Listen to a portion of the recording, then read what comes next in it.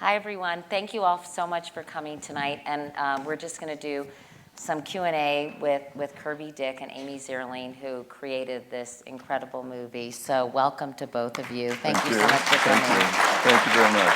Thank you. Thank you. So this is probably about the sixth time I've seen The Invisible War, and I was as enraged tonight as I was the previous 5 times. And first of all, how did you all get interested in this subject? Well, we read an article in Salon, actually by Helen Benedict, who was starting to investigate this issue, and we continue to do more investigation. We're just astonished by the numbers, astonished by how damaging it was to the survivors, the male and female survivors, and really right then and there decided that we wanted to make a film. I mean, the other thing that was just surprised us so much is there was so little written about it. I mean, the public, the American public, just was so unaware of this, and we're dealing with hundreds of thousands of men and women who had been assaulted. You know, I tried to do a piece about sexual assault in the military when I was at CBS, and it was very, very, very, very difficult to find people who were actually willing to talk about it and to go on camera. There were some advocacy groups for these women, but it was really difficult to reach them.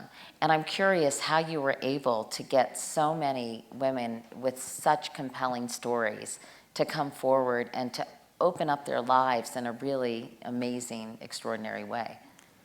Well, it was, we undertook a very extensive outreach campaign, actually over about 1.5 years, and we went through, we worked through survivors, therapists, journalists, victims advocates.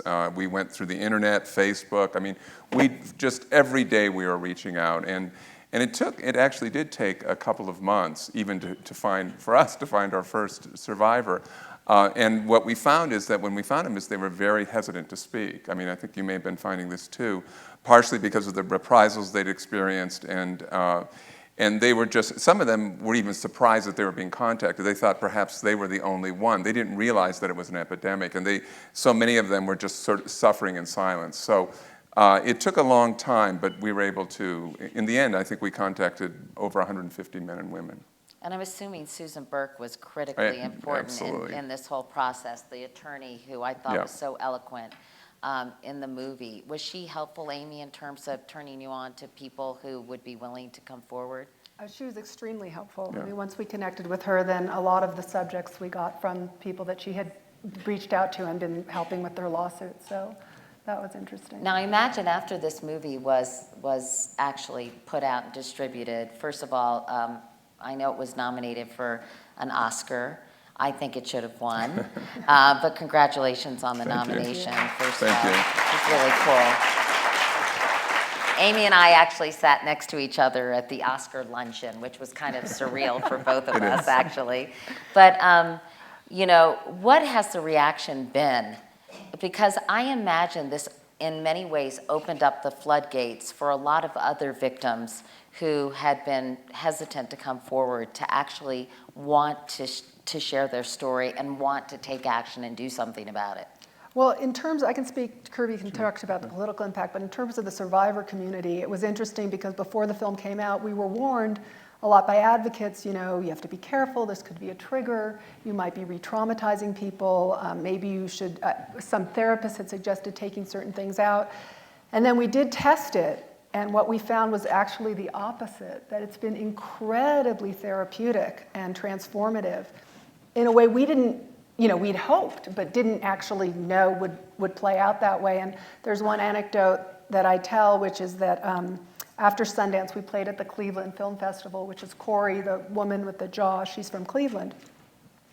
And then a few weeks later, I flew out to Dayton for a screening because Representative Mike Turner's a Republican and he's from Ohio, and I had promised him I'd come to a screening.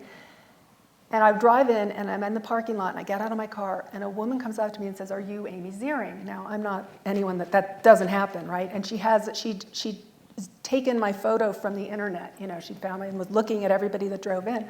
And I said, "Yes." And she said, "I'm not going to go in." She said, "But I came to see your film at the Cleveland Film Festival, and I'm a survivor." And she said, "For 19 years, I blamed myself." And she said, I had to come back here and say thank you to you because you allowed me to forgive myself. I didn't know this had happened to others. So. And in fact, I know that in the aftermath of this film, you all have set up a treatment center, and Regina Scully, I know, has been very instrumental in setting that up, who's a friend of mine and a producer for the film, and that's been quite successful, hasn't it? Can you tell us about what the approach is and who's been going to the center? Yeah, well, one of the things we learned when we met all these survivors was the only real way they are usually treated is to be given pharmaceuticals. So, and what I've also... As we saw with Couric, As right? we saw with Couric, and that was not a unique representation. That was actually more the horrifying norm. In fact, one survivor, when we were interviewing her, she again was saying, oh, I take these pills at 11 a.m., these pills at 2 a.m., these pills at 11 p.m., and she showed me, and I was like, okay, so what are you and your doctor working towards? When are you going to go off them? And she looked at me, and I looked at her, and she said, you mean I can go off these one day? And she'd been on them 3 years. And she was like, 21, and so you can imagine, right? So it was... So when we finished the film, I sort of was actually personally haunted by a lot of the people I'd met who were so incredible, like you see in the film. And so I had this crazy idea that maybe we could do something to help them, and started doing research. And there are alternative modalities that are able to sort of really maybe not completely eradicate, but really reduce symptoms of PTSD. So I did the research and found these therapists, and then Regina came in with incredible, just said, and I presented it to her, and I said, I have this crazy idea. Could we just help some of the people in the film and try this pilot program? And we've finished our second one, and so far, you have to wait a year out, but Trina went through the first one, and she said the fourth day she stopped having nightmares, and she'd been having nightmares for, since she'd left the military. So that's pretty incredible. And Jessica's gone through, and Hannah's gone through. So we're slowly working on it. And if this program proves successful a year out from now, someone from Stanford's doing the research and following up, then we will hopefully be able to show it as a model, for other programs and offer it out to survivors everywhere, which is our hope. Let's talk about how some of the women in the film are doing. For example, Couric, she was on my show in the fall, and seemed to be doing much better. I think what was so frustrating, obviously, you could just see the turmoil in her personally, emotionally, psychologically from this trauma, but also how frustrating and absolutely, infuriating it was with the VA, So how is she doing in both departments? And did the VA see this and step up? Well, they saw it. She did in the end get 100% of her benefits, but she never got the health care she needed for her job.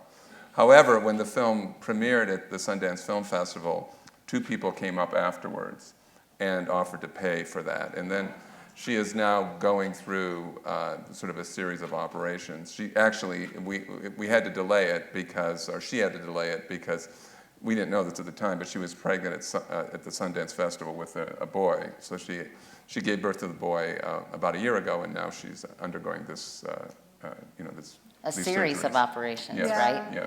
Yes. And how is she doing psychologically? She was incredible, I thought. What a strong, incredibly strong spirit in this teeny body. Yeah, no, it's so surprising because she had, the symptoms were so strong, and yet she was so powerful. It was interesting.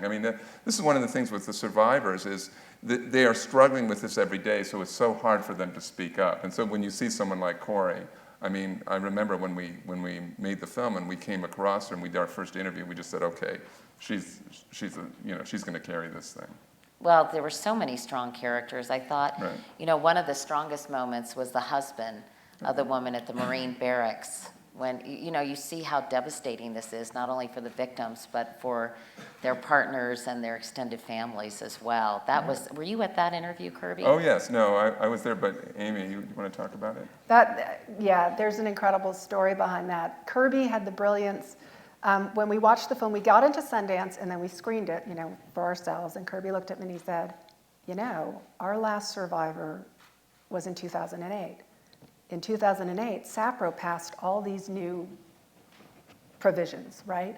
And when the film comes out, the Pentagon's going to say, thank you very much, filmmakers, don't worry, public. In 2008, we revised SAPRO, and now there's all these new programs, and everything's under control. Which are very insignificant. Which were pretty minor. So he said, you know, we have to find someone right now. So he said, call Susan Burke. So I called Susan, and I'm like, Susan, and she said, you know, there's this great case at the Marine Barracks, Washington. It's insane. It's like a horrible court-martial trial, and you know, and so I'll give you the name. So she gave me Ariana and Ben's name. Called Ariana up. Ariana said, absolutely, I'll be in the film. You know, come film me. And so I asked her about her family, and she said, well, my husband's career military. In fact, he was at Harvard and Yale, and he gave that up to be an officer. He's done 2 tours of duty in Iraq. And I said, well, can I talk to Ben? You know, and she said, well, you can talk to him, but he'd never get permission. It would just have to be off the record.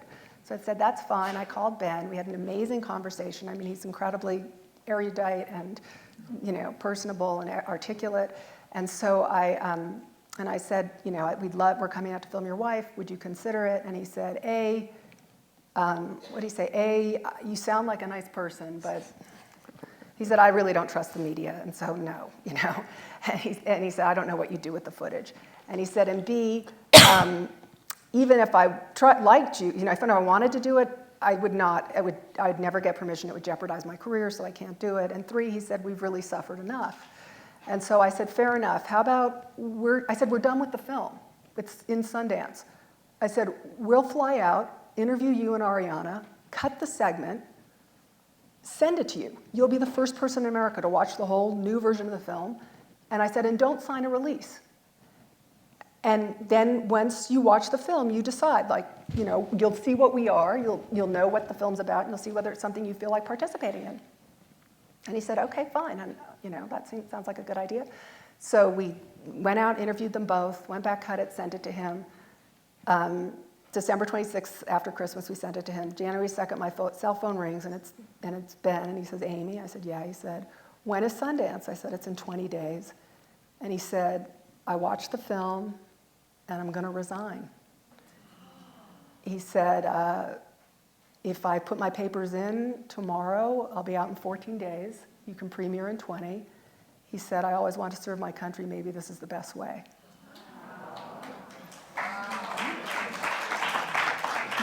Yeah, yeah. Bittersweet. Yeah, let's talk about the legislation, because I know that, and I really credit you guys for starting this conversation, which is really amazing that you were able to do this and have it become part of a national dialogue.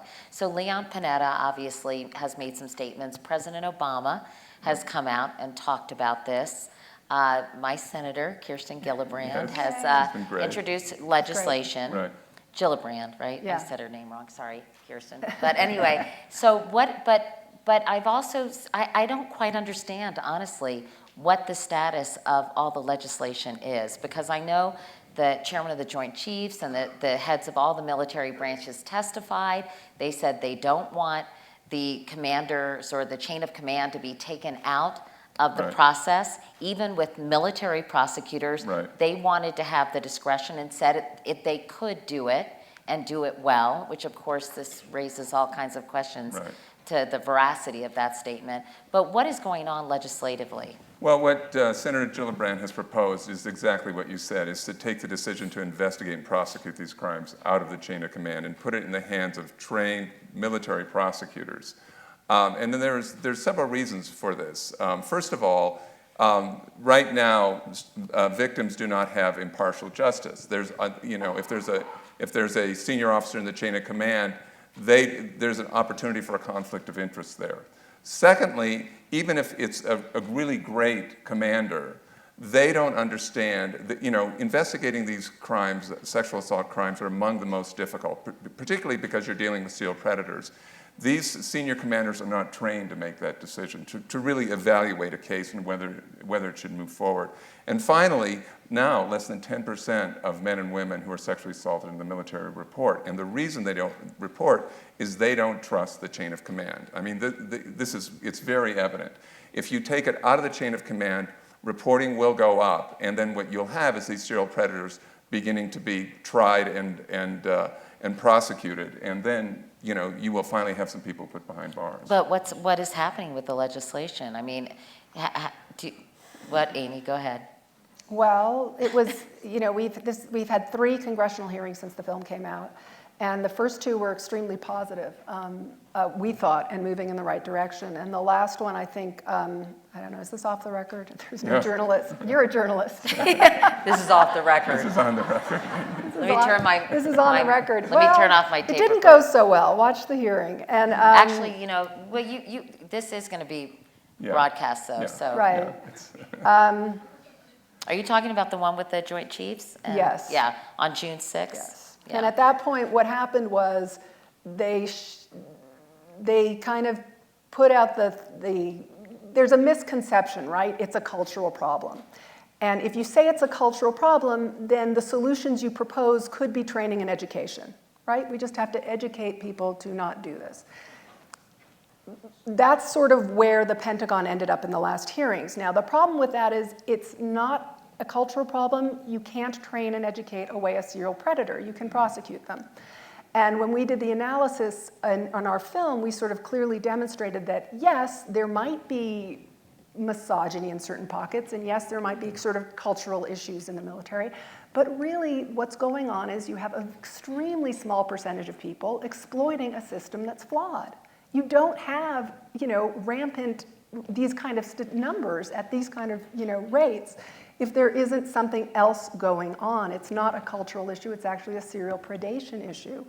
And that's sort of what our one trying to enlighten and shift the dialogue is. And now the problem with that, or the resistance to accepting that, is the solution then is to change the power structure. And institutions are extremely reluctant to change that, because the only way to address this, if it's not a cultural problem but a serial predation problem, is to eliminate the conflicts of interest which prevent the prosecution of these predators. And what are those? Those are the fact that 9 out of 10 times, the people in the chain are more often than not inclined, not necessarily due to malice, but just due to inherent bias, if you know the people, to maybe not push against them, particularly if they're very good soldiers, right? Serial predators often test higher than the population at large in terms of intellect. So again, all we're saying is none of us would want to report to our CEOs, right? Even in a perfect world, it would be a kind of really bad idea for us to have to report our rapes to someone that we're working for. So we want that moved out of the chain of command. And there's now they're sort of circling the wagons and saying, no, it's fine, we're going to train and educate, we're taking it seriously. And our opinion is you guys have had 20, 40, 30 years of trying to do it, and it's not happening. And let's look at why, and maybe there's a different solution, which other countries have done with success. I was going to mention that there are several other countries who have actually taken the action, right? Yeah. Yeah, many of our Canada, allies. the United Kingdom, Australia, Israel, Germany. Yeah. No, there's others, and it's proving to increase the rate of reporting. So. And there's been no chaos as a result, and which is what they keep saying. Good order and discipline would be, dissolved. Yeah, so the rate of reporting is key, because I think the military is finally just starting to take this issue seriously, but they're looking at it from the top down. That's why they're thinking that education is great, but you can force education down the chain of command. But if you look at it from the bottom up, from a victim, it's an entirely different perspective. And the problem is they're not sitting down with enough victims and talking. Once you start talking to victims, you realize you can't report in the chain of command. They will not do it. They do not trust it. Most people are assaulted by someone who's of a higher rank in their larger chain of command. They just don't trust it. Well, and clearly when they do report it, we've seen what has happened in terms of what kinds of actions are taken against the victim. Exactly. And how the perpetrator is protected.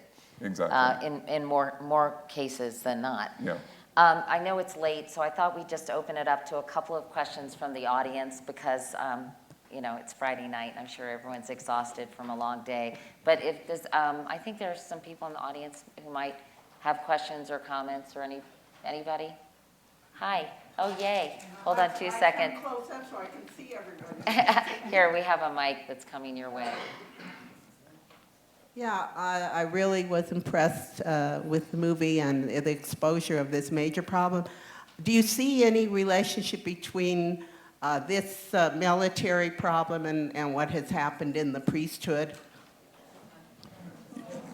Yeah, certainly there's a lot of similarities. I mean, you have serial predators in the Catholic Church and in other churches as well, and then you had bishops who are aware of this problem and moving these serial predators around.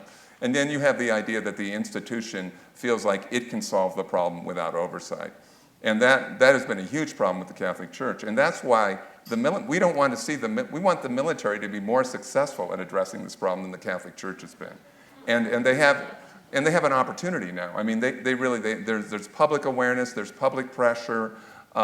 It's right now they're downsizing. Recruiting is not an issue, so it's now's the time to do it. If they don't take care of this issue, we're going to be in a situation where recruiting is going to become a problem. And 5 or 10 years from now, if we find ourselves in another conflict, it will become a national security issue. Do you see this as this problem being exacerbated now that women are officially allowed, even though they were really performing in these roles prior to this, but they're officially allowed to be in combat positions? How do you see that impacting this problem? Well, I think it's a benefit because now that the women can be in combat, they're not viewed as second-class citizens. So inherently there's going to be more respect. I mean, I don't think it's going to in any way solve the problem, but I think certainly it's a benefit. What do you think that ultimately is going to happen? I mean, I know that with this latest chapter, it seems like they are circling the wagons and sort of resisting change. But do you think that there is going to be enough of a public outcry to really get sort of the legislation passed? And what can the average person do? Well, that's a great prompt. I mean, we did our part, and now we need everybody to help. I mean, the only thing we have on our side is right and moral authority and outrage, and that's our capital. I mean, we don't have the power, the money, the contacts, and the reach that the DoD has with all the legislators. So, thank you for giving this platform. Go to our website, notinvisible.org. There are things you can do, particularly, your senators. I hope you're all from different places, so you all reach out. Tell your senator to support the Gillibrand bill. That's super important. It's been sort of yanked by Carl Levin. Give Carl Levin a shout out. And Yeah, say, why did Carl Levin do that? I was so surprised about Carl Levin's behavior. The Department of Defense the Pentagon is very, very powerful. And we don't know what. And we don't know exactly what was going through his head, but I honestly think he has not sat down and spoken to enough victims, if any. I don't know. It changes your perspective. Has everyone on Capitol Hill or all the members of Congress watched the film? Yeah, they have. Not all. I mean, we've done we've done 2 Hill screenings, and then we've gone 1-to-1 and given them DVDs. But I mean, we're doing our best. most of the people on the Senate Armed Services Committee Yes. have been, so. Just as filmmakers, in closing, I mean, how has this movie impacted you guys? Because I know you have poured your hearts and souls into this project for years now, right, Kirby? And you too, Amy, obviously. A little over 3 years, 3.5, yeah. And how did it change you? Well, we're so much still in the middle of it. I mean, we had hoped that this would be explosive. I mean, we knew it would be explosive. We didn't know that it would cause this change to start happening. And so we're still very much involved in trying to, really have real reform, which is, 6 months ago, we never thought that Senator Gillibrand or any senator would step forward and support, this kind of real reform. And now that it's on the table and it's close, she's going to, submit it again on the Senate floor when the NDAA is put forward. So this is really the moment of truth, really, and that's why it's so important for everyone in this audience to contact their senators. And submit it really soon, like mid-July, we think, or late July. It could be as early as. And they might try and rush it to prevent more outcry. So really, if you can just do one thing, like go to notinvisible.org, write your senator. We have an easy letter there. Also tweet and Facebook. If you do those things, we know the Pentagon watches our numbers, and we like to keep them healthy and strong. So, just do that. That's really simple and easy, and really does help. Host a screening. Tell people about the movie. Keep talking up the issue. If you're friends with journalists or are a blogger or anything yourself, please write about it. Call us. There's more stories out there to be done. And where can people watch the movie, Amy? Let's say we want our friends to watch it and get involved. How can they see it? iTunes and Netflix. And Amazon DVD. And Amazon DVD, yeah. Right. So it's out there. It's out there, and we've started this. Let's keep it going. It's so important. And there really are solutions. That's also what nice. A lot of films you watch and like, oh, what do we do? And this, we know there's ways you can change it that can make it better. Yeah, the And military can address this problem. like it did with race or drunk driving or drugs, when it takes something on, because it's such a hierarchical culture, it actually can affect meaningful change in a short time. So that's kind of the hope. And just to close, were you affected, Amy, by being involved in this project? Oh, it's been life-changing. I mean, it's bizarre. You don't go into these things. We do project after project. But this one, obviously, I wouldn't have done a recovery program. And that's not my... In fact, Kirby was like, what are you doing? Like, I need you to produce my next film. And I was like, I don't know. I just can't sleep, So, I mean, that's pretty significant. Well, I think this is really a movie that continues to haunt you long after you've seen it. And the characters in it, I think, I've never stopped thinking about them and wondering about them and hoping, and praying that they had a little peace in their lives after this ordeal. Thank you guys so much for coming to Aspen. Thank you all for coming. Thank you. Thank you.